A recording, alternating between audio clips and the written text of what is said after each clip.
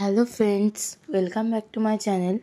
আমার চ্যানেল লক্ষ্যহীন দৃষ্টি করে তোমাদের সকলকে স্বাগত জানিয়ে শুরু করছি আজকে ব্লগটা। আজকে চলেই এলো সেই দিনটা। আজকের দিনে আমরা ফিরছিলাম আসাম থেকে নিজের বাড়ির উদ্দেশ্যে। বাড়ি যাওয়ার জন্য মনটা কীরকম করছিল ঠিকই, কিন্তু ওখানে সবাইকে ছেড়ে আসতে হবে। যেহেতু আমরা অনেক দিন ছিলাম, তো সকলের সাথে খুব ভালো মতো ভাব হয়ে গিয়েছিল। তো সবাইকে ছেড়ে আসতে খুবই খারাপ লাগছিল। যেখানে আমরা অনেক মজা করেছি, প্রচুর গল্প, বিভিন্ন ধরনের ঘোস্ট এক্সপিরিয়েন্স শেয়ারিং চলছিল এখানে, যে কে কতবার ঘোস্ট এক্সপিরিয়েন্স করেছে, অ্যাকচুয়ালিতে কিছু আছে কি না। তোমরা দেখতেই পাচ্ছ সবাই খুব মন দিয়ে সমস্ত গল্পটা শুনছে। তো এরমভাবে মজা করতে করতে আমরা রওনা দিয়ে দিয়েছিলাম আসাম থেকে হাওড়ার উদ্দেশ্যে। তারপর হাওড়ার থেকে আমরা অন্য ট্রেনে করে বাড়ি ফিরবো। এখানে সবাই মিলে গল্প করছিল, সবটাই শুনছিলাম, খুব ভালো লাগছিল। তো পুরো ব্লগটা দেখতে থাকো, আশা করি তোমাদের সকলের খুব ভালো লাগবে।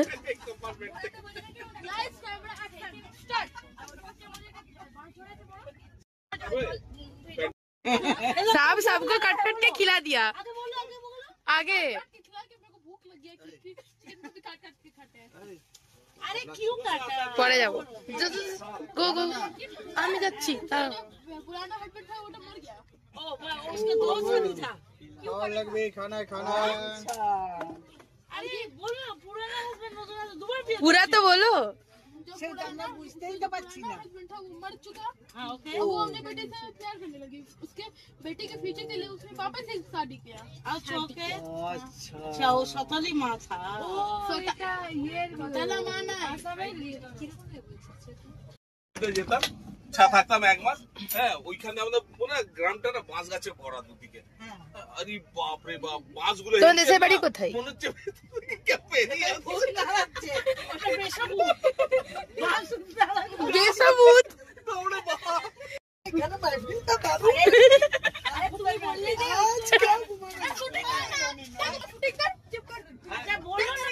खा रहे खाना, तब उसको उसने बोला, उसको मामा के बोला नहीं, सोचा कि ये घोस्ट वोट ऐसा अच्छा बल्कि दूसरा टाइप का लग रहा है। हाँ। तो दूसरा टाइप का लग रहा है, तो वो फिर से उसमें कुछ ध्यान नहीं दिया जाता। फिर वो अपनी बेटी के इंतजार में एक डिब्बा से ढक्कन उठाई और सुपारी खाने लगी। और सुपारी खाते खाते उसमें उसकी बेटी का एक छोटा सा उंगली ও আপন ভূতের গল্প তো সাহস আছে একলা টয়লেট করতে যাস? হ্যাঁ, একলা টয়লেট করতে যাস? বলেছে সবার সাথে মিশে আয়। তো এখন বাজে রাত্রি 2:30। আমাদের ট্রেন এখন বোলপুর এসে থেমেছে। দেখো সবাই ঘুমিয়ে গেছে, বাট আমি একটু জেগেছিলাম খেয়াল করার জন্য। আর এখানে একটা ছোট্ট যেটা আমি অ্যাড করতে ভুলে গেছিলাম, সিটের উপর চেপে খুবই মজা পাচ্ছিলাম। একটু আমি অ্যাড করেছি, আশা করি তোমাদের ভালো লাগবে। ব্যাপারটা প্রচন্ড থ্রিলিং, সেরকম কিছু নেই ওর ভিতরে, তবুও ভালো লাগছিল। আর অ্যাভয়েড করো আমার ফেসটাকে। এখন হচ্ছে সকালবেলা, তো আমরা হাওড়া ঢুকে গেছি। সবাইকার মন খুবই খারাপ, যেহেতু এত দিন কাটানো, মানে 12 দিন খুব ভালোভাবে আমরা ছিলাম ওখানে। তো এখন তোমরা দেখতে পাচ্ছ হাওড়া ব্রিজ, আর আমরা এখন ফিরবো বাড়ি। ইয়েস, তো আমাদের বাড়ি হচ্ছে ঝাড়গ্রামে। তো আমাদেরকে ফেরার জন্য আমরা জনশতাব্দীর টিকিট কেটেছিলাম। অ্যাকচুয়ালি না, ফার্স্টে আমরা টিকিট কেটেছিলাম ইস্পাতের, বাট ইস্পাত অনেকটা লেট ছিল, তখন কারোর আর এনার্জি ছিল না, তখন আমরা জনশতাব্দীতে করে ফিরে আসি। আর এই যে কিছু দেখতে পাচ্ছ, এটা হচ্ছে গুয়াহাটি স্টেশনের কিছু ক্লিপিংস। এখন আমাদের ট্রেনটা গুয়াহাটির থেকে ছেড়ে বেরিয়েছিল, তখন আমি কিছুটা ক্লিপিংস নিয়েছি, বাট ভুল করে আমার এটা লাস্টে অ্যাড করা হয়ে গেছে। অ্যাকচুয়ালি হাওড়া ভেবে লাস্টে অ্যাড করে দিয়েছিলাম। তো ওখানে সিনারি খুবই ভালো ছিল। আর এরকম পাহাড় দেখতে দেখতে আমরা এসেছি গোটা রাস্তাটা। এরপরে আসছে ব্রহ্মপুত্র নদী। আমরা সকলে জানো এটা সব থেকে চওড়া নদী। তো যেন শেষই হচ্ছিল না। আর এই জায়গাতেও আমরা অনেক গল্প করেছি বলতে।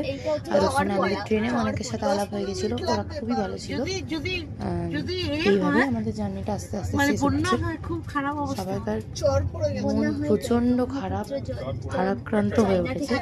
আর এই যে নদীর মাঝখানে মাঝখানে যে চড়া পড়েছে, ওগুলো দেখতে খুবই ভালো লাগছিল। তো সময় শেষ, যে যার কাজে ফিরতে তো হবেই।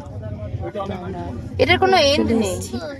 কাল থেকে আবার সেই একঘেয়েমি রুটিন স্টার্ট।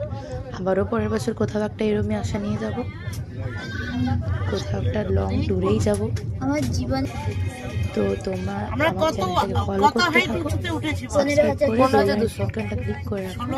আমার সঙ্গে দেখতে পাবে আমি প্রচন্ড ঘুরতে যাই, তো যতবারই ঘুরতে যাবো আমি ব্লগ বানানোর চেষ্টা করবো। কথা দিচ্ছি না বানাতে পারবো না, কারণ বিজি স্কেডিউল থাকে, তবু বানানোর চেষ্টা করবো। তো আজকের মতো এই পর্যন্ত, টাটা।